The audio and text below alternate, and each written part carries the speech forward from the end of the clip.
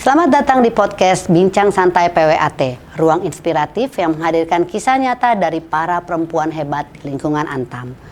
Podcast ini akan membawa kita mengenal lebih dekat sosok-sosok wanita tangguh yang terus berkarya, berkontribusi, dan menginspirasi baik di dunia kerja, keluarga, maupun masyarakat. Saya Ayu Handaru akan menemani sobat hebat dalam setiap episode untuk berbagi cerita, pengalaman, dan nilai-nilai yang bisa memotivasi kita semua agar terus berdaya dan berdampak positif. Karena di sini setiap kisah punya makna dan setiap perempuan punya kekuatan untuk menginspirasi. Inilah Bincang Santai PWAT dari perempuan hebat untuk sobat hebat.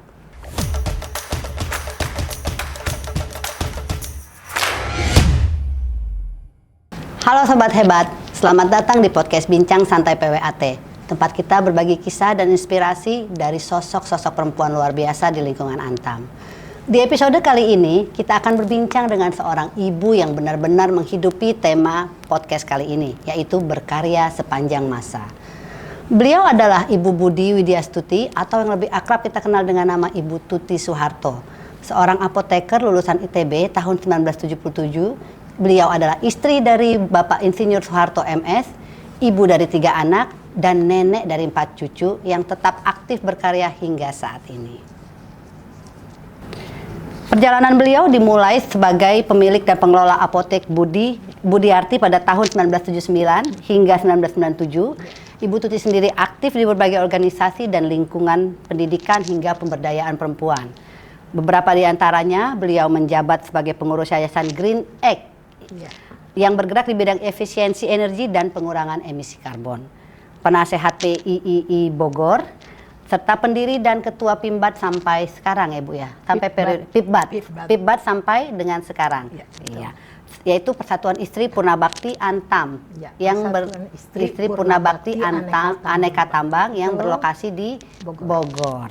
Yang hingga kini beliau masih menjalankan jabatannya dengan penuh semangat ya Ibu ya. Luar biasa. Insya Allah. Amin. Nah, sekarang beliau juga memimpin berbagai organisasi perempuan seperti dulu PWAT ya Ibu, dan gabungan organisasi wanita, juga Ikatan Sarjana Wanita Indonesia atau ISWI.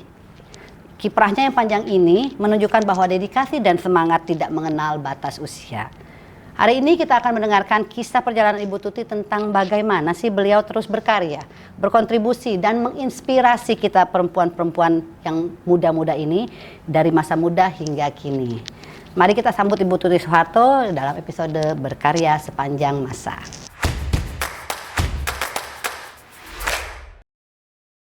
Selamat datang ya Ibu ya. Terima kasih. Terima kasih sudah menyuangkan waktunya di tengah kesibukan Ibu yang panjang, yang banyak, yang padat ya Ibu ya. Harus. Harus ya Ibu ya. Oke, sekarang kalau kita melihat kiprah Ibu Tuti yang begitu panjang dan penuh warna, banyak hal yang bisa kita pelajari loh Ibu sebagai saya kaum muda ya, dibilang kaum muda. Karena sampai usia saat ini pun Ibu tetap berkegiatan full ya Bu ya.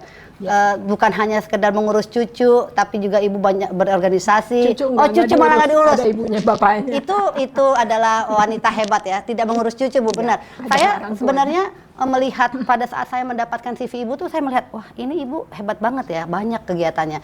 Itu sebenarnya salah satu cita-cita saya kalau nanti saya tua dan sudah pensiun suami, saya tetap ingin seperti Ibu bisa berorganisasi, bersilaturahmi, memiliki banyak kegiatan di luar sana. Iya. Bisa. Jadi tidak terkendala oleh umur karena sebenarnya secara usia walaupun pensiun kita masih produktif ya Bu ya. Iya, harus. Bukan harus berarti udah pensiun terus tiba-tiba kegiatan hanya seputar dapur, rumah, cucu, anak ya kan dan suami ya Bu ya.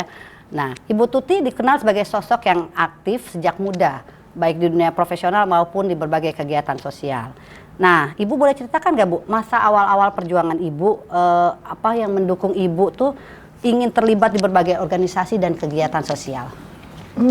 Saya kira ini berangkat dari pengalaman dari masa kecil ya. Oh, okay. Jadi saya dilahirkan dari keluarga ABRI. Oh, oke. Jadi ayah saya didikannya berarti disiplin ya Bu ya? Ya, ayah saya seorang TNI Angkatan Darat. Okay. Ibu saya ibu rumah tangga biasa. Oh.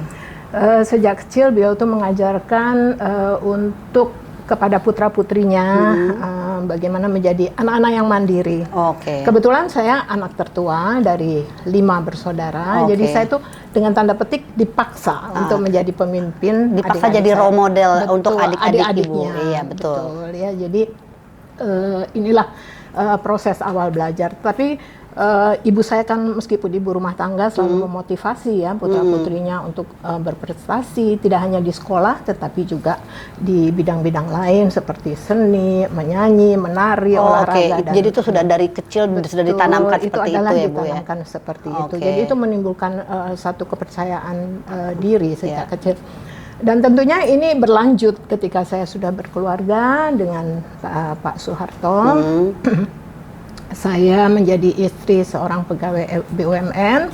Pada saat itu ada organisasi Dharma Wanita kan. Iya. Nah, di Dharma Wanita ini saya mendapat banyak sekali pendidikan dan pelajaran. Jadi Dharma Wanita itu dengan program-programnya pada saat itu yang luar biasa. Ya, banyak Bu ya. Mengembangkan potensi anggota, memberi masukan baik dari bidang seni, fotografi, kemudian pengembangan diri dan lain-lain ya. Jadi itulah barangkali yang menambah jadi pengalaman saya. Jadi karena bergabung awalnya di PWAT, Dharma Wanita. Waktu itu masih Dharma Wanita Ya, namanya. waktu itu Saya masih pas Dharma saya bergabung Wanita. PWAT Bu. Saya berapa puluh tahun yang lalu ya, dari tahun 75, jadi sekitar 50 tahun yang lalu.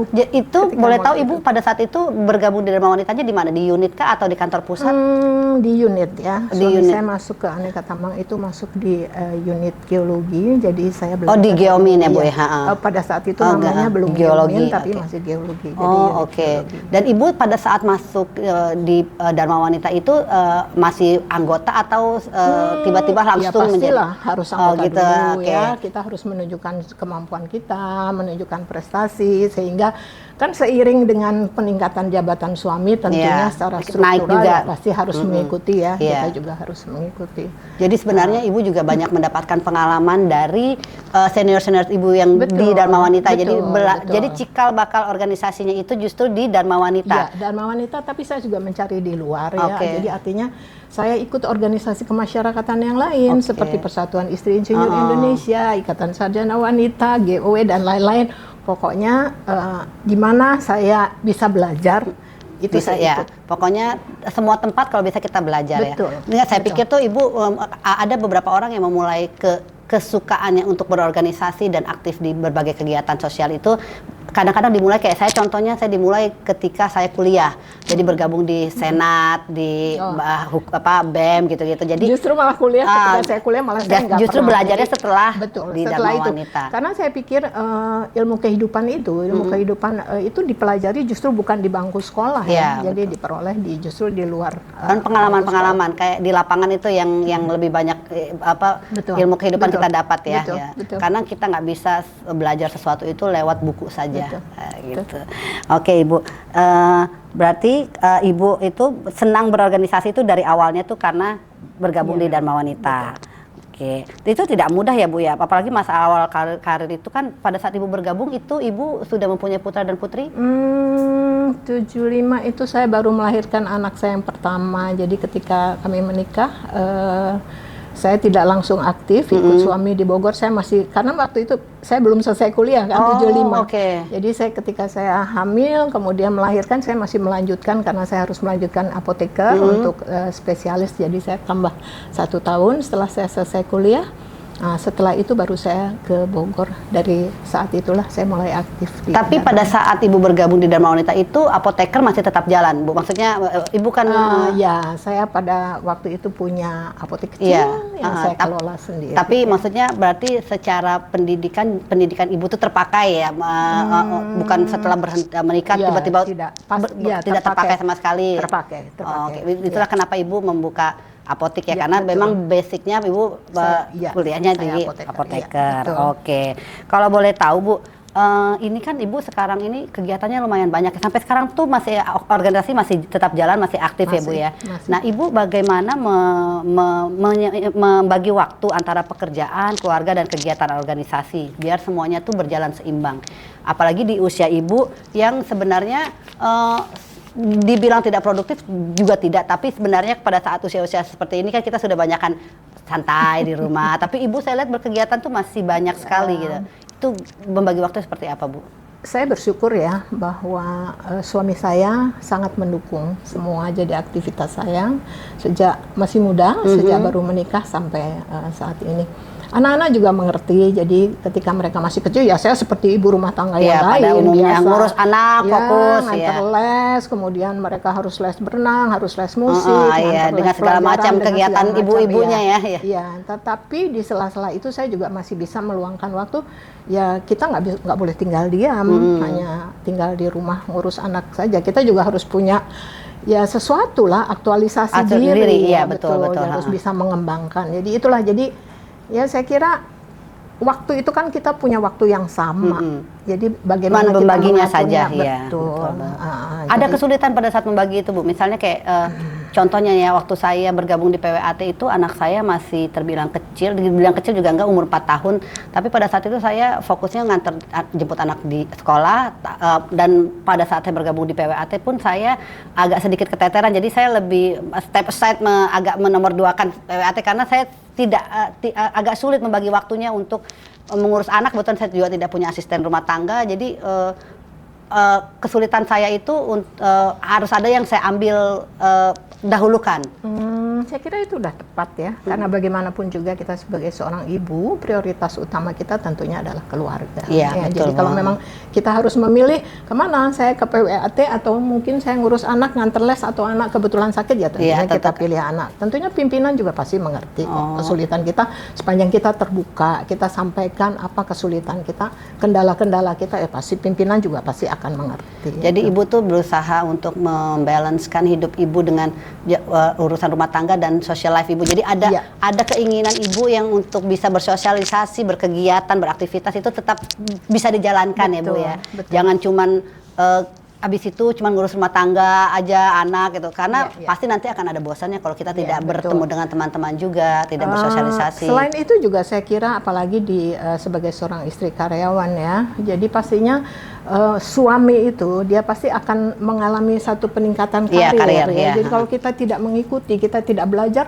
tentu tidak akan balance nantinya. Jadi kita juga nanti jadi nggak bisa apa-apa artinya. Catatan untuk Ibu PWAT di sana bahwa kita itu perlu mendukung karir suami kita. Mungkin salah satu caranya adalah dengan bergabung dengan Dharma Wanita, berkegiatan ya kan, bersosialisasi dengan istri sesama rekan kerja suami gitu ya Bu ya. Dan juga kita bisa mengenal rekan-rekan kerja suami, atasan-atasan suami, istri-istri dari atasan suami kita gitu. Kalau itu tidak cukup, saya kira juga kita bisa kok ikut organisasi lain, misalnya kelompok-kelompok komunitas, mungkin bisa menyanyi, kalau hobinya menyanyi, menari, itu juga masih tetap jadi, bisa kita join the club lah Bu ya, misalnya apa hobi kita, apa kegiatan kita, minat kita, kalau bisa kita masuk di salah satu yang kita suka. Kembangkan hobi. Menikah dan mengurus anak tidak harus kita berhenti melupakan hobi kita. Kita ingin hobi apa, itu tetap harus kita jalankan. Nah itu yang kadang-kadang terjadi, stigma dan stereotip dari suatu hubungan pernikahan. Kadang-kadang begitu kita menikah, kita berpikir hidup kita all dedicated to our family gitu kan.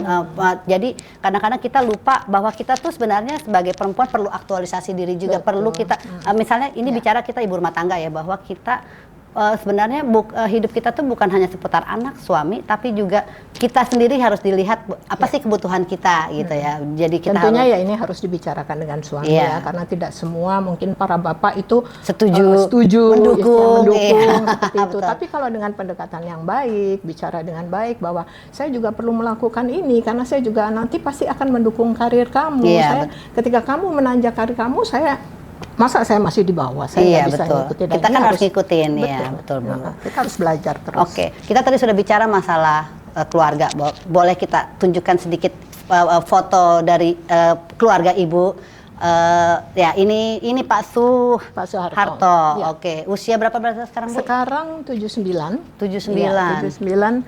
Nah, jadi kami beda 6 tahun, jadi kami selalu bersama-sama meluangkan waktu, apalagi anak-anak sudah besar, cucu-cucu juga sudah besar, jadi kita senang traveling. Oh, Jadi gitu karena ya? Pak Harto masih nyupir sendiri, apalagi Oh. kalau hanya sampai ke Jawa saja dia pasti Masih kuat ya Bu ya nyupir secara sendiri, fisik. iya. Jadi Ibu juga kegiatan Bapak sendiri sehari-hari kalau Ibu berorganisasi, apa Bapak juga ikut mengimbangi dengan ikut organisasi lain atau berkumpul di klub apa punya hobi yang sama-sama teman misalnya mancing gitu? Enggak, kebetulan sampai saat ini beliau masih aktif sebagai konsultan di perusahaan tambang juga ya. Luar Jadi biasa loh, Bu. dan masih main komputer, masih ini semua masih menghitung segala macam. Berarti Jadi, secara usia walaupun hampir mendekati kepala 8 masih produktif berarti betul, Bu ya. betul. Tapi sebenarnya otak kita kepake itu produktif itu mencegah Alzheimer juga Bu. ya, Jadi dan harus selalu diasah. iya, Jadi masalahnya jadi kita harus selalu dipakai.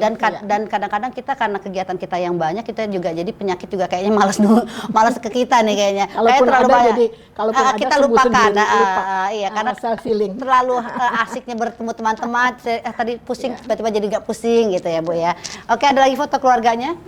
Nah, ini dia keluarga besarnya Bu ya berarti. Iya, anak saya Anak 4. anak saya 3. Oke, cucu 4. Iya, cucu 4. Oh, ini semua berlokasi di, Di Jakarta semua. Oh, dan tidak ada yang di luar Tangerang. kota. Nggak Oh, ada, oke, ya. oke.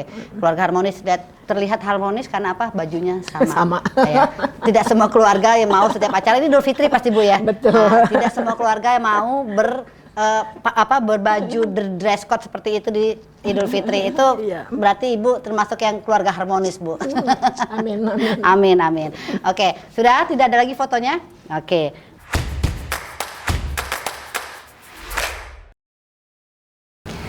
Ibu, saya mendengar cerita Ibu tuh terkesima loh Bu. Maksudnya enggak, ya itu seperti saya bilang usia sekarang seperti Ibu ini tuh masih bisa beraktif berorganisasi, masih bisa kemana-mana, termasuk Bapak masih bisa nyetir. Ibu masih nyetir loh, Iya, saya umur nyetir Ibu sendiri. 73 tahun Betul. masih bisa nyetir, luar biasa loh Ibu. Ibu tuh tidak ada takut atau memang secara physically masih kuat untuk menyetir atau Alhamdulillah ya, secara fisik ya mau berangkat ya Bismillah aja. oh gitu ya, ini salah satu impact bagus dari senangnya berkegiatan. Terus kita tidak merasa usia itu membatasi ruang gerak kita ya Bu ya.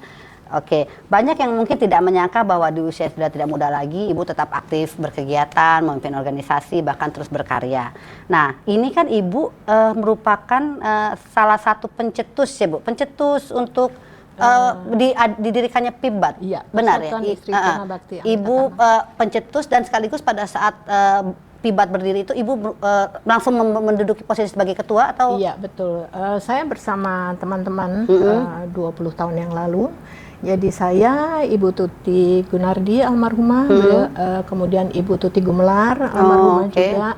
Kami bertiga merasa setelah suami pensiun, suami saya pensiun kan tahun 2003. Jadi pada tahun 2005 itu kami berpikir, loh kita sudah nggak Dharma Wanita lagi ya. Biasanya kita kumpul, kita ada kegiatan, kita dapat masukan dari Dharma Wanita, senang. Akhirnya tercetus ide untuk ayo kita mendirikan satu organisasi khusus mewadahi para istri para pensiunan. Meskipun di Dharma Wanita kami juga masih tetap diaku sebagai warakawuri ya. Tapi tentunya pasti akan ada gap karena di situ juga anak-anak muda dan secara kami usia juga sudah betul, dan mungkin juga kegiatan yang diadakan oleh Dharma Wanita juga pastinya berbeda dengan kami. Jadi dengan PIBAT tersebut kami merasa bahwa kami punya satu wadah.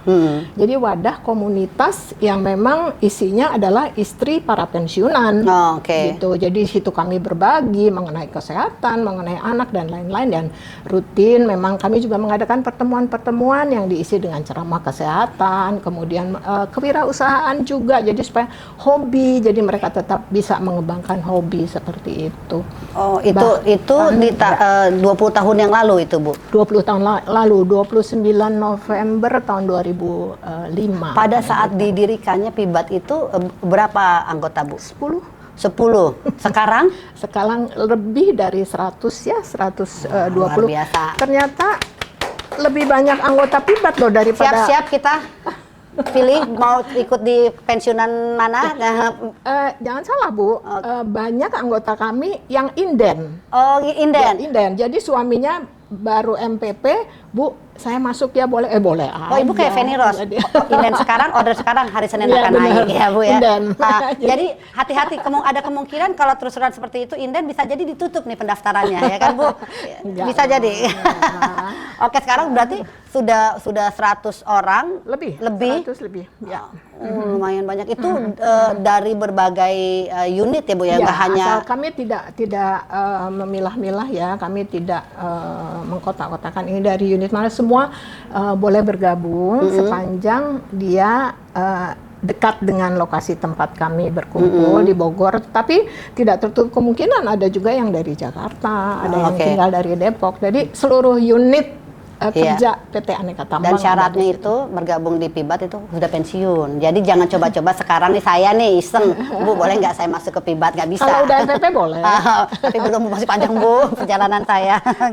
Nah itu awal-awal Ibu menggerakkan teman-teman untuk bisa membentuk organisasi baru itu perjalanannya seperti apa Bu? Karena kan gini, pada saat pensiun tuh ada beberapa orang yang stigma berpikirnya sudahlah sudah ya pensiun, suami mau istirahat atau mau fokus ini ngurus keluarga. Nah itu kan nggak segampang itu mengajak orang teman-teman untuk bergabung di organisasi.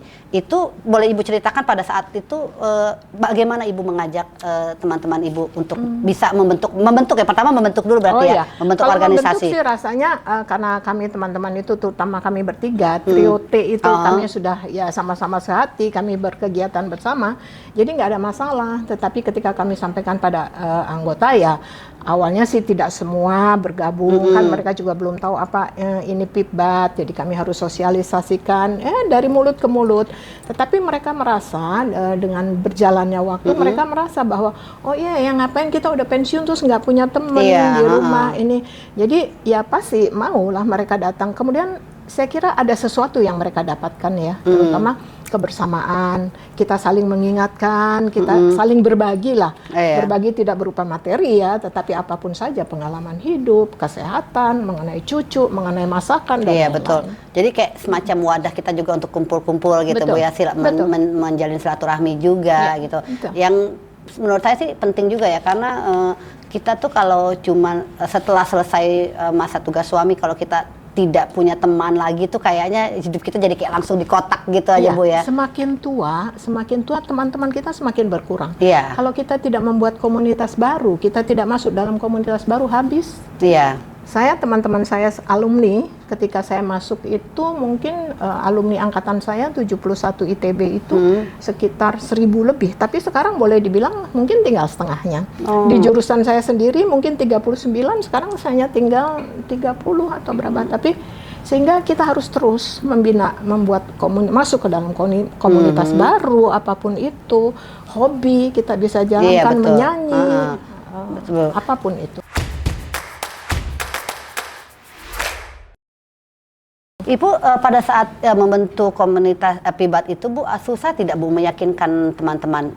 Setelah Ibu mengajak kan, Ibu mengajak nih kita membentuk wadah komunitas pensiunan, terus kan pasti Ibu menawarkan, nah mereka mungkin beberapa orang pasti akan ada berpikir, aduh bisa nggak ya saya, ada waktu nggak ya kan gitu ya. Itu kan mengajak, kemudian meyakinkan itu step berikutnya itu agak lumayan susah, sampai mereka memutuskan untuk saya mau deh join gitu. Terus saya nanya suami saya dulu gitu. Ini kan organisasi persatuan silaturahmi, jadi tentunya akan berbeda dengan ketika kita di Dharma Wanita atau bahkan PWAT yang ada ADART-nya, yang pertemuannya resmi. Lebih terstruktur organisasinya ya Bu ya. Kita enggak kok, kita hanya silaturahmi ya, tentunya mereka ya pasti oke-oke aja. Tapi ya nggak bisa ditanyain ke saya dong, harus tanyain ke anggota PIBAT ya. Untuk anggota-anggotanya ya kan. Tapi Ibu tuh bisa yakin bahwa kan pasti begini, untuk membentuk suatu organisasi Ibu tuh yakin dulu bahwa kita nih walaupun udah usia pensiun tapi kita bisa loh tetap punya wadah, punya organisasi gitu. Itu yang membuat Ibu yakin bahwa usia itu bukan alasan untuk berhenti berkontribusi. Itu apa Bu? Apa Ibu merasa ke diri Ibu sendiri, saya nih masih produktif secara usia? Pasti ada sesuatu yang diperoleh ya. orang masuk dalam organisasi, apapun itu bentuknya, pasti dia ingin mendapatkan sesuatu. Iya. Ketika dia mendapatkan sesuatu atau dia ingin memberikan sesuatu, aktualisasi diri, itu menurut saya sudah tua, dia merasa bahwa dia pintar masak. Kemudian kita undang dia, ayo ibu, sekarang ibu demonstrasi masak, atau kita adakan lomba-lomba, bagaimana lomba membuat makanan sehat, seperti itu. Mereka merasa dilibatkan. Oh, iya. Jadi tidak hanya mendapat, tapi mereka juga bisa memberi, berbagi. Mungkin gitu. ada hobi dari mereka yang sebenarnya bisa disalurkan pada saat waktu anak masih kecil itu, hobi itu mungkin tidak bisa disalurkan. Begitu kita tua mungkin, oh bisa nih saya salurkan nih, karena saya juga udah punya wadah. Kebetulan ada teman-teman sejawat seumuran gitu ya, dan di mana pada saat itu kondisi itu anak sudah besar ya Bu, jadi mungkin prioritas kita untuk mengurus anak sudah berkurang, mereka sudah mandiri, sudah berumah tangga gitu, jadi usia itu sebenarnya bukan penghalang, cuman kebetulan ada wadahnya dan ada kesempatan untuk bisa bergabung di organisasi gitu ya Bu. Kami ya. juga punya Mars loh. Oh gitu. Jadi, ya, itu Ibu yang buat? Iya, saya liriknya, tapi gitu. ada teman saya yang membuatkan lagunya. Jadi itu sebagai penyemangat juga. Karena kata-katanya juga di dalamnya saya isi bahwa ini adalah tempat berkumpul, tempat kita berbagi, mengikatkan persaudaraan dan silaturahmi, kembangkan hobi, mandiri. Iya, betul. Gitu. Dan di usia tua hanya selalu berharap Tuhan selalu melindungi. Iya, dan dikasih sehat, panjang umur ya kan Bu? Betul. Iya, betul. Nah, kita mau lihat nih foto-foto Ibu ketika berkegiatan di PWAT dan PIBAT ini waktu saya di Cilacap ya, kebetulan. Oke. Foto saya banyak di Bogor, jadi saya jadi belum hanya sempat, sebagian ya? Iya, betul. Ini awalnya Bu ya? Ini saya di Cilacap, ini udah tahun 90. Ibu yang mana ya Bu? Itu paling kanan. Ibu sebelah kanan? Ya, betul. Oh, oke. Ini apa namanya, Masih foto muda zaman dulu ya, masih betul. muda ya. Jadul. Muka-mukanya. Nah, ini ketika Nah, ini PIBAT tahun 2025 kemarin. Oh, ini ulang tahun ya? Bukan. Kita 17-an. 17-an di di Kebun Raya. Kebun Raya Bogor ya? Kebun Raya Bogor. Kan coba lihat, nggak kelihatan kan? Iya, Ibu-ibu pensiunan. masih aktif ya. Ini bapak-bapak, coba nanti istrinya coba dibilang ya begini. Ini kayak gini loh. Kan gitu. coba Tua ibu-ibu nanti bukan jadi peot, bukan nggak punya kegiatan senang gitu mereka, ya. happy. Ya. Ini tuh pada saat ini organisasi Ibu itu kan ada arisannya, ada seperti kegiatan kayak gini Iya, loh Mbak. betul. Itu biasanya yang mencetuskan ide itu bersama-sama. Saya punya kepengurusan, memang ada bidang-bidang, kami punya bidang pendidikan, kemudian ada bidang seni, dan olahraga, bahkan sampai bidang lingkungan hidup juga kami punya, sehingga mereka yang bergilir nanti mengadakan acara. Meskipun tidak setiap bulan, kami biasanya mengadakan acara berkaitan dengan hari-hari besar nasional. Misalnya sebentar lagi ulang tahun, kita akan kaitkan dengan Hari Ibu. Jadi nanti ketua bidang siapa panitianya. Oh gitu. Nah, ibu-ibu itu luar biasa banget. Iya. Luar Energinya biasa. sebenarnya masih banyak ya Bu ya. Banyak, ya mereka sudah bisa jalan sendiri gitu loh. Dan mungkin mereka juga punya pengalaman, mungkin selama ini kita nggak tahu bahwa ternyata punya pengalaman untuk membuat suatu acara atau pengalaman apa yang mungkin baru ketahuan setelah pensiun. Oh ternyata kita bisa loh mengadakan acara seperti ini kan sebenarnya bagian dari pekerjaan IO ya, tolong ya ini IO bisa diambil pekerjaannya oleh ibu-ibu pensiunan gitu kan. Siapa tahu kayak kita bisa buat IO. Iya betul Bu, ini kan mengurus seperti ini susah ya, maksudnya bukan susah. Ada keterbatasan yang tapi ternyata bisa dilakukan gitu. Jadi bukan hanya pekerjaan anak-anak muda zaman sekarang, orang seusia Ibu pun masih bisa untuk mengerjakan hal-hal seperti ini gitu. Luar biasa ini ngerjain sendiri tanpa IO ya Bu ya? Tanpa, mereka ngerjain sendiri dari mulai tapi nggak termasuk masalah tendanya kan Bu? Kirain saking energinya banyak terus tiba-tiba oke kita bisa pasang tenda. No worries saya bisa gitu. Ada vendor kan. Nanti vendor nggak ada pekerjaan. Ini cuman ide terus nanti mengerjakan yang lain-lainnya gitu ya. Dan lomba-lomba macam-macam. Iya ini saya tahu tuh waktu cerita ini di Bogor di Kebun Rayanya benar ya Bu ya. Kebun Raya betul. Nah untuk PIBAT sendiri Bu itu kan organisasi yang nirlaba ya, yang non profit gitu ya. Dari kalau saya boleh tahu dari segi pendanaannya sendiri untuk organisasi ini seperti apa Bu? Ya kita juga karena kegiatannya hanya 3 bulan sekali, memang ada iuran anggota tidak banyak. 15.000 kalau nggak salah. 15.000 per orang sebulan. Per bulan, tapi itu pun dikembalikan. 10 ribu ya, saya lupa. Itu pun dikembalikan kepada mereka untuk yang sakit, kemudian untuk misalnya ada duka cita ya. Jadi untuk acara-acara seperti ini bersyukur ya, saya ada beberapa ibu-ibu juga yang masih bersedia, yang kebetulan yang tadi yang saya katakan yang inden, kemudian yang sudah pensiun dari aneka tambang, tapi kemudian suaminya masih dikaryakan lagi di tempat lain. Ya, masih jadi konsultan atau apa betul. Ya Bu ya. Mereka pasti bersedia menyumbang dana, tapi saya selalu katakan pada ibu-ibu, kita pensiunan harus mandiri, nggak boleh kita minta-minta ngemis-ngemis. Jadi kalau kita punya segitu, ya itu yang kita usahakan. Soal nanti ada yang nyumbang, ya alhamdulillah. Iya, itu tambahan bonus. Iya betul, kita bisa buat acara yang lebih besar. Tapi Pibat sendiri membuat suatu ide untuk misalnya gini, kita organisasi butuh biaya, butuh pendanaan, apa kita jualan sesuatu yang menghasilkan gitu? Itu biasanya dijual pada saat pertemuan, biasanya bisa bikin kue, ayo pesanan sebetulnya udah bikin PO ya, buka PO, nanti ketika pertemuan dijual-jual, ya mereka nanti ngasih lah sedikit. Oh gitu ya, seperti itu. Jadi masih terbatas melakukan penjualan itu di lingkungan organisasi saja. Tapi ada beberapa juga yang kalau saya nggak salah dari Parengpeng, mereka itu punya usaha ya. Jadi ada yang keripik pisang, catering, kemudian juga yang jadi UMKM-nya sekarang ya. UMKM-nya sekarang Antam, itu juga. Jadi kita juga coba membantu memasarkan di antara teman-teman di luar Pipbat gitu. Oh gitu ada ya. Juga, jadi ada juga kegiatan yang menghasilkan laba ya, walaupun mungkin secara itu tidak banyak, tapi bukan untuk organisasi ya, tapi untuk anggota sendiri. Untuk sendiri. Oh gitu. Tapi tidak, itu penjualan itu tidak dimasukkan ke kas Pipbat. Kita udah organisasi ini kan mau santai-santai silaturahmi, yang penting mereka ada wadah untuk bisa happy di situ. Jadi udah nggak usah ribet-ribet lah mikir dana berapa, udah nggak punya uang ya udah gitu aja lah. Jadi semua tuh dijalankan aja. Adanya berapa kita kelola, syukur-syukur cukup kita ya Bu ya. Harus dicukup-cukupkan. Harus cukup-cukupkan ya. Tapi insya Allah akan ada donatur-donatur yang berdatangan ya Bu ya. Tapi saya tekankan pada ibu-ibu, nggak boleh terlalu mengharapkan. Betul. Jadi mereka ada yang bisa bikin, Bu nanti Aina tercetus, Bu saya nyumbang kue, Bu saya bikin ini, Bu saya wah setiap kita ada pertemuan pasti makanan berlimpah. Pasti nanti oplas. Betul. Ahli bungkus, benar-benar. Tupperware bergerak ya kan. Tupperware, tinlok keluar semua. Saya aja Bu belum tua aja begitu Bu. Dengan alibi sayang. Terus nanti mubazir. Kita bungkus. Begitu ya Bu ya. Oke. Nah, Bu sekarang saya mau tahu strategi Ibu untuk menjaga agar semangat anggotanya tuh tetap menyalakan, apalagi usia makin tua. Kadang-kadang ada yang saya udah capek deh ikut organisasi, udah deh saya nggak mau lagi ya Pak. Itu ada nggak Pak momen dimana kadang-kadang anggota itu sudah males, jenuh untuk tetap bergabung di organisasi, dan kalaupun ada, Ibu gimana encourage mereka, menyalakan semangat mereka bahwa nggak apa-apa, masih bisa gini-gini gitu. Alhamdulillah kalau di Pipbat sendiri sih nggak ada ya. Jadi mereka tetap happy aja, senang.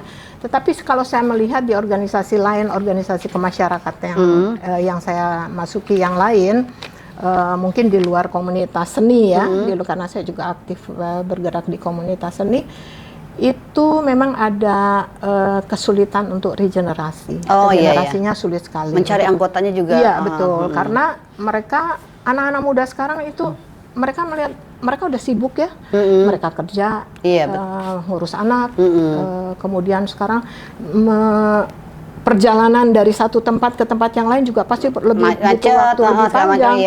Jadi udahlah ribet. Effortnya tuh dipikir jadi agak sulit untuk organisasi lain. Tapi kalau Pipbat alhamdulillah ya, ibu-ibu senang aja. Bu kapan dong pertemuan? Udah tahu 3 bulan sekali. Karena mereka seperti kayak gini, mungkin kalau saya berpikir ketika kita sudah masuk ke usia pensiun, hal-hal kayak gini justru kita nantikan, kita tunggu-tunggu kapan nih acara ini, kita ketemu teman, ada acara arisan, ada acara HUT, ada lomba. Jadi kayak justru malah mereka menantikan momen-momen arisan, momen-momen ketemu sama teman-teman di organisasi gitu ya Bu ya. Nah, sekarang kalau dari anggota tidak ada, mungkin Ibu tidak pernah menghadapi mereka mengalami kejenuhan. Sekarang pertanyaan saya balik, Ibu sendiri sebagai pengurus, sebagai pendiri, sebagai ketua, pernah nggak ada masa di mana ibu capek, lelah, jenuh, terus aduh lah saya kasih aja ke yang lebih muda lah ke pengurusan ini gitu. Jabatan ini tongkatnya saya serahkan saja karena saya sudah rasa udah capek gitu. Saya mau fokus sama cucu gitu. Kalau berangkatnya dari kata capek atau jenuh kayaknya sih enggak ya. Enggak, oke. Tetapi saya juga melihat untuk Pibat sendiri, saya sudah berkali-kali saya sampaikan pada pengurus, udah saya harus ganti ini, kita aklamasi, nanti kita adakan pertemuan anggota, pilih siapa, tapi belum pada mau tuh, gimana? Oh gitu ya. Ibu udahlah seumur hidup. Ya Allah, masa seumur hidup tapi sih? Tapi nggak apa-apa, jadi didoakan ibu panjang umur ya kan. Masa gitu sih. Walaupun sebenarnya ada regenerasi ya Bu ya. Tapi kalau saya lihat ibu-ibu pengurus Pibat luar biasa, pinter-pinter semuanya, pinter-pinter. Saya juga hanya duduk dia, ibu ini ya, saya hanya ya boleh dikata jadi kayak cuman duduk manis. Mereka yang bekerja. Yang waktu saya pernah tahu ada angklung ya Bu ya. Angklung itu Pibat ya Bu ya. Pibat, itu karena pernah tampil di acara PWAT, berarti kan untuk bisa tampil itu berarti ada proses latihan, harus memanggil pelatih. Itu kan secara teknis pasti butuh biaya, terus kemauan kita anggota untuk mau latihan itu kan susah ya Bu yang ngajaknya. Nah itu karena saya lihat lumayan, saya jadi belajar angklung juga gara-gara waktu itu dipanggil PWAT. Oh ini toh ternyata ya angklungnya menyenangkan juga sih, tapi maksudnya tercetus untuk memiliki suatu kegiatan seni seperti itu dan mau berlatih, memanggil pelatih akan itu mengeluarkan biaya ya Bu ya. Itu kenapa Ibu bisa ada ide seperti itu? Ini angklung ini di bawah bidang kesenian ya, bidang kesenian dan olahraga. Jadi mereka mandiri. Untuk bayar pelatih mereka iuran. Iuran sendiri. Kecuali untuk tampil ya kadang-kadang nanti ada yang mendonasi untuk seragam dan lain-lain. Ada panggilan. Tapi saya katakan tidak boleh ambil uang kas, karena uang kas itu bukan hak kita, itu adalah uang kesejahteraan sosial yang nanti harus kembali kepada anggota. Saya nggak mau kalau itu. Jadi mereka tahu bahwa saya strict masalah itu bukan hak kita. Jadi ya udahlah. Jadi mereka mengeluarkan biaya sendiri. Betul. Untuk sendiri, iya. Angklung ini dan mereka gitu ya? Karena sebulan iurannya sebulan sekali, kemudian mereka harus bayar pelatih untuk sebulan 4 kali latihan. Gitu. Tapi alhamdulillah ya masih berjalan dan mereka di Bogor pun sering dipanggil untuk bersama-sama tampil. Ibu ini kan maksudnya saya lihat angklungnya sendiri sudah lumayan, menurut saya sudah sudah lumayan bagus untuk ditampilkan ya Bu. Apa Ibu pernah propose menawarkan misalnya ada acara di let's say Antam sendiri gitu. Ini saya pensiunan boleh dong tampil di acara HUT Antam mengisi angklung gitu. Itu pernah mencoba menawarkan seperti itu tidak? Enggak sih, biasanya mereka yang diminta langsung karena sudah tahu mereka diminta. Tapi kita tidak pernah menawarkan diri karena ada konsekuensinya kan. Kalau kita menawarkan diri, saya mau tampil, bagaimana nanti transportasinya? Bagaimana nanti kalau undangan bentuknya beda ya Bu ya. Kalau diundang kan lain. Kalau kita menawarkan diri, oke boleh nanti pro bono. Nah gimana? Tapi sejauh ini apa Antam misalnya Antam berapa kali mengadakan acara? Apa pernah mengundang Pibat untuk tampil Bu? Kelihatannya kalau Antam sendiri belum ya.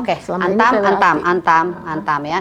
Ibu Rati, mohon ini bantuannya ya, karena angklungnya sendiri bagus ya, secara program angklungnya itu sangat bagus. Saya pernah ikut juga waktu kebetulan arisan, menarik ya karena ternyata susah-susah gampang tapi menyenangkan mainnya ya gitu ya. Dan melihat Ibu sudah berlatih dengan timnya sedemikian rupa, saya rasa bagus juga kalau Antam pada saat nanti ada acara ini saya promosikan Bu nanti jalur fee-nya. Malah kita diundangnya oleh IPB.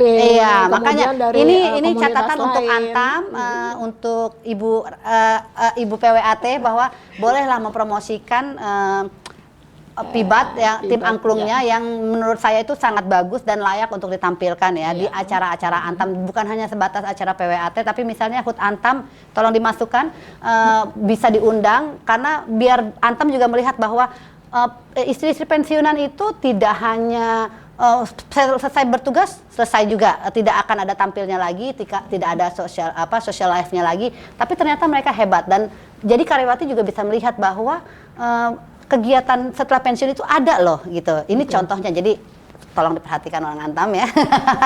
Oke Bu. Terima kasih. Iya, saya bantu Ibu ya. Ada komisi? Ada Bu. Saya itu orangnya semua harus pakai komisi Bu. Oke, kalau tadi kita berbicara tentang tantangan dan semangat Ibu dalam berorganisasi ya kan. Nah, saya lihat di perjalanan CV Ibu tuh dimanapun berada selalu dipercaya untuk memimpin ya Bu ya. Mulai dari organisasi Istri Karyawan, gabungan organisasi wanita, sampai yayasan. Ibu mungkin pernah di dalam organisasi itu Ibu pernah berperan sebagai pemimpin organisasi itu. Nah, terus karya Ibu juga banyak. Ibu tuh menulis puisi ya Bu ya, Betul. membuat buku. Aduh luar biasa sekali. Sayanya nulis resep aja saya bisa susah Bu. Saya bisanya nulis skrip aja. Mungkin nanti bisa dijadikan buku skrip Itu saya ini. susah, itu keahlian susah. Susah ya. Buat Tapi puisi juga susah Bu. Apalagi perlu kayak suatu momen, suatu inspirasi kan harus didukung dengan tempat yang baik atau ada ide-ide gitu kan. Enggak juga. Kalau itu awalnya memang agak sulit, tapi ketika sudah pertama memulai pasti itu jalan sendiri. Oh gitu ya. Sulit. Tapi memang Ibu ada passion. Karena kadang-kadang hal-hal seperti itu menulis puisi, ya itu memasak itu kan ada passion ya Bu. Ada memang kita senang atau memang Ibu tiba-tiba iseng atau seperti enggak, apa Bu? Kalau puisi awalnya memang saya senang baca. Oh, oke. Dari baca Dimulai puisi, dari hal itu. dari saya kelas SD senang baca puisi. Kemudian beberapa tahun terakhir ini, saya juga dulu sering nulis. Oh, oke, Jadi oke. cerpen dulu ada majalah Dharma Wanita kalau nggak salah ya. Oh, ada dulu ya zaman saya dulu. tinggal di Cilacap. Itu saya selalu mengirimkan tulisan saya ke cerpen saya ke majalah Dharma Wanita.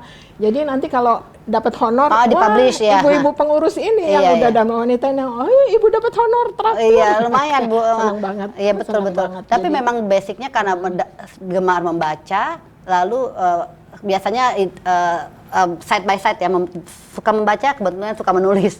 Biasanya seperti itu. Nah jadi Ibu karena suka membaca jadi dituangkan dengan bentuk cerpen, iya, puisi. iya. Cerpen puisi saya sederhana kok. Saya hanya merekam kejadian sehari-hari saja. Oke. Bahkan suami saya kalau juga aneh-aneh juga kadang-kadang saya tulis kok bikin puisi. Mungkin Ibu bisa melamar ke Opi Kumis untuk membuatkan pantun Opi Kumis ya nggak sih, ya kan? Dapat jadi uang loh Bu. Opi Kumis ini juga salah satu Ibu yang bisa diberdayakan membuat pantun Bu, ya kan? Cakep gitu kan? Oke.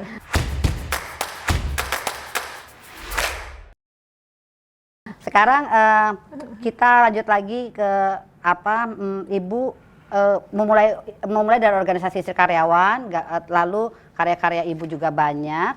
Nah, sekarang Ibu selama perjalanan Ibu dari awal sampai sekarang, Ibu bisa memberikan pesan kepada generasi muda, khususnya perempuan Antam dan istri karyawan yang masih aktif nih Bu. Gimana supaya pas kita ketika tua nanti bisa tetap terus berkarya, tidak mudah menyerah menghadapi perubahan zaman. Apakah Ibu bisa memberikan motivasi ke kita-kita yang masih muda-muda ini, bahwa usia itu tidak jadi masalah selagi kita masih mau berkembang, berkarya itu bisa gitu. Ya itu tadi yang saya katakan bahwa kita harus mau terus belajar ya. Untuk anak-anak muda sekarang ini tantangannya kan jauh lebih besar daripada lebih ketika zaman complicated, saya ya, lebih besar, tantangannya lebih besar. Tetapi mereka dituntut untuk menjadi generasi muda yang tangguh, yang mandiri. Menurut saya semua itu datangnya dari hati. Semua orang sudah punya jalannya sendiri-sendiri. Seperti saya menjalani saja jalan saya. Mungkin Allah sudah menciptakan jalan yang terbaik untuk saya. Saya tidak ingin menjadi seperti dia, saya tidak ingin menjadi seperti itu, tapi jadilah saya. Budi Widya Stuti atau Tuti Soeharto ya. Nah, ibu-ibu juga saya kira harus punya sikap mental seperti itu. Jadi ibu-ibu harus tahu, melihat ke dalam diri sendiri, saya ini sebetulnya sukanya apa sih? Hobi saya apa sih? Apa sih kemampuan? Itu gali terus. Gali terus itu dengan belajar. Nanti pengalaman yang akan menuntun. Karena pengalaman itu nggak didapatkan di bangku sekolah. Iya betul, pengalaman itu harus kita jalani dari kehidupan sehari-hari seperti itu. Dan jangan lupa, saya bilang untuk stamina, untuk itu ibu-ibu dari muda itu harus menabung sehat. Iya betul. Bukan menabung uang. Bagaimana makan yang baik, tidur yang cukup. Saya ini orang yang pelor. Tukang tidur Bu, molor. Ya, jadi seberat apapun kegiatan, begitu saya kena bantal, saya udah langsung tidur. Saya udah nggak mau mikir yang lain-lain. Tabungan sehat, vitamin, olahraga jangan lupa. Itu aja. Dan nikmati aja sih apa yang yang dia nikmati aja gitu. Saat ini Ibu memang Ibu suka olahraga, Bu? Atau Saya jalan kaki 2 Oke. hari sekali ya, setiap hari saya usahakan 3.000 langkah Oke. minimal ya. ya dapur, minimal. kasur, kamar mandi 3.000 juga sih lama-lama satu hari Iya, ya kan. minimal itu. Ambil minum. Tapi beda ya. loh, langkah kerja dengan langkah olahraga. Iya itu betul beda. Bu. Beda. Atau misalnya ngejar Beda. cucu gitu kan Bu. Oh, Udah satu enggak. 3.000 langkah. Oh, iya. Ngangkat cucu sakit Saya pinggang. sepertinya melihat Ibu itu seperti berkaca, mungkin saya tuanya akan seperti Ibu karena Amin, ya. di kepala saya juga sama. Saya bukan tipikal nenek-nenek yang akan menjaga cucu. Enggak. saya mungkin akan seperti Ibu yang gimana caranya hari tua saya harus punya aktivitas. Tapi anak-anak harus diberitahu juga. Jadi anak-anak saya beruntung, anak-anak saya tuh nggak pernah mau merepotkan saya. Oh iya, alhamdulillah. Bahkan Bu. ketika mereka nitip itu mereka dengan susternya. Oh, iya, Ketika Bang. anaknya harus ke kamar mandi atau apa, nggak Kita boleh mengawasi ya, Iya. beda dititipin, Betul. just tip, Betul. sama mengawasi, beda ya. Beda, Kalau mengawasi beda. itu cuman ada neninya, terus kita bilang, kamu jangan gini-gini. Iya. Tapi kalau just tip itu bener-bener, ini naruh ya mah, brek, terus dianya benar, pergi. Oh benar. tidak seperti itu ya Bu Kamar ya. mandi aja nggak boleh, Oh, iya, iya. boleh nanti nggak boleh minta tolong eyang ya ke kamar mandi sama suster atau sama itu. Yang muda-muda, gitu. yang belum menikah, tolong ya, Kasihan ibunya, biarlah pastikan ibunya. nanti pasangannya itu ibu mertuanya akan seperti apa ya? Apakah menerima jasa titip anak atau saya hanya jasa mengawasi? Ya Bu ya. Beda ya? Iya betul beda Bu. Tapi saya sebenarnya melihat ibu itu salah satu goal saya pada saat usia pensiun nanti, saya ingin seperti ibu ya, which is saya punya kegiatan. Saya punya bisnis, kayak ibu kan masih, apotek masih jalan Bu sampai Enggak, sekarang? Oh sudah sudah enggak lama ya? enggak. Oke, masih punya, kalau bisa tuh saya punya investasi, bukan cuma investasi tubuh, tapi juga investasi yang material yang bisa terus, karena kan kita ketika pensiun itu tidak bisa hanya mengandalkan uang Mantap. pensiun, iya. Makan tabungan. Ya kan, jadi kita harus ada juga pemasukan-pemasukan lain yang mungkin bisa didapat dari Bisa jadi presenter, Tuh, bisa kan? jadi host. Red ayo, card nih. naik, red card naik, ya catat, kan? Ngelamar di TV. Saya sebenarnya banyak yang media bilang suruh jadi mainstream bisa. YouTuber Bu, YouTuber, Nah, tapi saya bisa. belum berpikir ke arah sana, tapi mungkin nanti kalau saat butuh uang mungkin bisa saya kelola lagi ya Bu ya. Kita juga mau lihat foto Ibu berkegiatan saat baca puisi, menjadi pembicara. Nah ini pembicara di Siapa yang pemain gitar yang saya nggak kelihatan itu. sebentar, Saya lupa. Jody Kusuma ya, itu pemain gitar. Ini Ibu diundang ya Bu ya? Iya, saya diundang untuk baca puisi. Baca di puisi. situ. Iya, baca Yang puisi. puisinya yang Ibu bikin Kisah sendiri karangan mengenai saya lupa ya, karena banyak waktu itu saya baca apa saya lupa. berarti ini salah satu income juga ya Bu ya pada saat Enggak diundang. Oh juga. enggak ya Bu, ini enggak masuk Enggak income. lah. Saya padahal mau gini, oh, bisa juga baca puisi. Berarti saya bisa tua nanti jadi host income. Ingat, kita harus memikirkan cuan. Buku puisi pun saya udah 4 buah ya, buku puisi saya cetak. Itu pun kalau teman-teman yang berminat semua saya nggak jual. Oh gitu, dengannya. itu Saya tidak bilang, berjualbelikan, ganti Bu? cetak aja, ganti ongkos cetak. Waduh Ibu, kalau saja. saya mah enggak Bu, saya cetak, saya jual, itu harus balik lagi ya. Jadi dari sini harus jadi dari sini Oh Bu. iya, enggak lah. Seneng aja kalau udah ada yang mau mengapresiasi, Ya. membaca.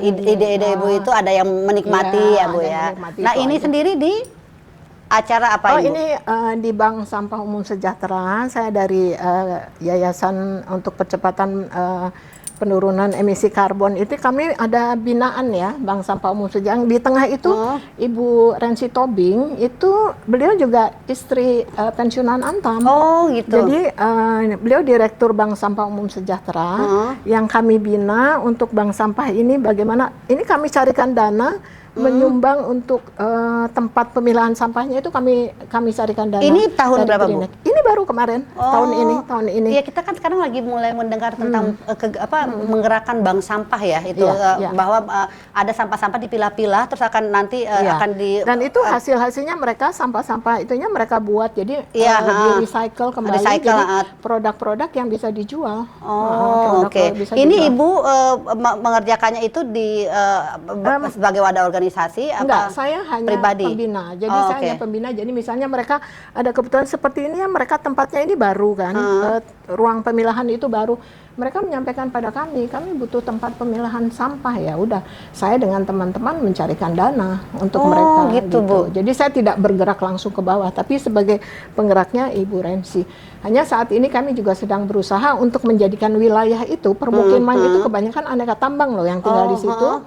kita akan berusaha untuk menjadikan permukiman ini nanti satu permukiman percontohan yang sustainable. Oh, okay. Jadi di situ bagaimana mereka manfaatkan airnya, mereka menanam, ada kawasan untuk pertaniannya di pinggir Sungai Ciliwung. Di pinggir Sungai Ciliwung itu kami bina, jadi mereka nanam tanaman pangan yang bisa mencukupi ketahanan pangan kebutuhan sehari-hari. Oh, jadi dikembalikan Termasuk lagi itu, ke ya. mereka Jadi, juga ya. Ini program kami sedang kami buat agar mereka nanti menjadi contoh Ini permukiman sebenarnya yang mandiri. bagus buat CSR Antam loh, ya kan? Ini maksudnya Saya kita pernah ngajukan ke CSR Antam. Tuh Bu, CSR Antam Bu. Ya. Nah, karena CSR itu bukan hanya, kan intinya harus mengembalikan lagi ke alam ya Bu ya, mengembalikan lagi. Padahal saya sempat beberapa tahun yang lalu itu ke CSR Antam, saya datang, maaf ya ini bukan apa ini jadi curhat. Curhat. Padahal di situ saya sudah katakan bahwa ini lingkungan ini adalah pensiunan Antam, kebanyakan yang tinggal di sana. Tapi ya sudahlah, mungkin mereka ada apa ya, ini lain ya. Jadi mungkin belum masuk dalam tapi programnya. Siapa tahu lewat podcast ini kalau nanti didengar, ditonton oleh petinggi-petinggi Antam mungkin jadi ternyata saya disentil nih gitu. Ada Justru program malah, CSR yang bisa saya masukkan gitu. Tapi saya juga berterima kasih, bukan mengecilkan CSR ya. Iya. Saya berterima kasih bahwa sudah 2 sampai 3 kali 3 tahun ini berturut-turut ketika saya menggalang dana fundraising untuk beberapa organisasi seperti Yayasan Kanker, kemarin Rawinala, dan ini insya Allah tahun depan untuk Yayasan Kasih Anak Kanker Indonesia, CSR Antam selalu membantu. Oh ya, jadi tetap ada Bu, tenang Bu. Bu Rina udah gini. Tapi untuk ini kebetulan mungkin karena Berkode. tidak masuk programnya ya. Tapi bisa di sini kan ada 2 orang yang bisa menyampaikan ya, Bu Rina dan Mbak Lenggo ya kan. Ini saya titip pesannya. Jadi podcast ini sebenarnya seperti saya bilang di awal bahwa bukan hanya membagikan cerita inspiratif, tapi kan ada pesan-pesan tersendiri yang bisa kita sisipkan. Seperti saya mungkin nanti red card-nya naik ya kan. Ibu bisa masuk ke CSR. Itu ada sisipan-sisipan. Tapi itulah gunanya podcast. Kita bukan hanya berbagi ada ilmu, hal-hal yang tapi bisa kalau bisa direalisir. ada marketingnya ya kan, S3 marketing kita masukkan Bu ya kan Bu. Gitu. Terima kasih. Ya, sama-sama Ibu. Oke. Menarik sekali ya Bu ya, setiap bidang yang Ibu tekuni selalu ada energi baru yang Ibu bawa. Jadi memang benar karya dan kepemimpinan bisa berjalan beriringan ketika dilakukan dengan hati ya Bu. Betul, Jadi kita mau melakukan sesuatu itu kalau cuman coba-coba gitu, tapi sebenarnya nggak passion kita, terus kita kayak pasti kalau kita nggak melakukan dengan hati akan terputus setengah jalan, terus tiba-tiba bosen atau pada saat jenuh memutuskan untuk berhenti. Tapi kalau kita melakukannya dengan hati itu kita insya Allah sampai goal kita yang tertinggi akan kita coba jalani ya Bu ya. Ya intinya sih kalau saya sih kebetulan orangnya juga nggak pernah gini ya, artinya bisa nggak ya.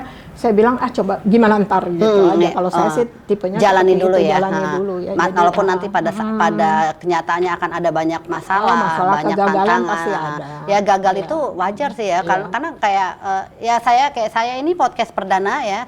Gagal ya Bismillah jangan gagal. Tapi kalaupun ada salah-salah atau ada ya tidak sesempurna yang kita harapkan, itu sesuatu yang wajar ya Bu ya, karena hidup mudah-mudahan ratingnya naik. Aduh, alhamdulillah. Senang saya seperti ini ya kan. Karena ini juga podcast perdana buat saya, perdana buat semua orang. Jadi kayak pengalaman juga buat hidup saya bahwa kalau nggak dicoba nggak bisa. Bagus, gitu. awal yang bagus. Iya. Awal yang bagus. Dan ada kesempatan gitu kan, kesempatannya bisa jadi di podcast ini menjual diri saya ya kan, dalam tanda kutip. Oke Ibu, kita sudahi topik hari ini. Terima kasih Ibu, inspirasi banget buat kita bahwa kita berkarya itu tidak mengenal usia, itu satu. Bahwa sesuatu itu harus dilakukan dengan hati ya Bu ya. Terus kita juga bahwa kita di usia tua pensiun bukan berarti semua terputus, terhenti, social life kita terhenti, terus kita hanya fokus sama ngurus suami segala macam. Itu tidak seperti itu ya Bu ya. Bahwa di usia tua pun, di usia senja kita masih tetap bisa berkarya, berorganisasi, dan bisa tetap memberikan banyak motivasi dan manfaat untuk orang banyak ya Bu. Itu yang bikin sehat. Iya betul, itu yang bikin sehat. Selain olahraga 3.000 langkah ya Bu ya. Minimal. Kalau saya 6.000 langkah aja udah setengah mati. Oke, dari perjalanan panjang Ibu Tuti kita belajar bahwa semangat untuk berkarya tidak pernah mengenal usia. Selama kita mau belajar, berbagi dan berbuat kebaikan, selalu ada ruang untuk terus tumbuh ya Ibu ya.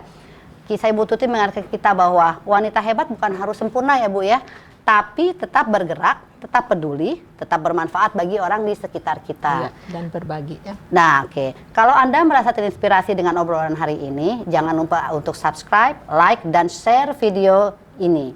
Tulis juga pendapat atau pengalaman Anda di kolom komentar YouTube dan Instagram PWAT. Siapa tahu nih Bu, cerita kita, sharing-sharing kita jadi inspirasi bagi perempuan lain ya Bu di luar sana. Karena memang podcast ini tujuannya adalah ingin memberikan banyak inspirasi untuk orang-orang di sekitar kita, untuk penonton dan pendengarnya ya Bu ya.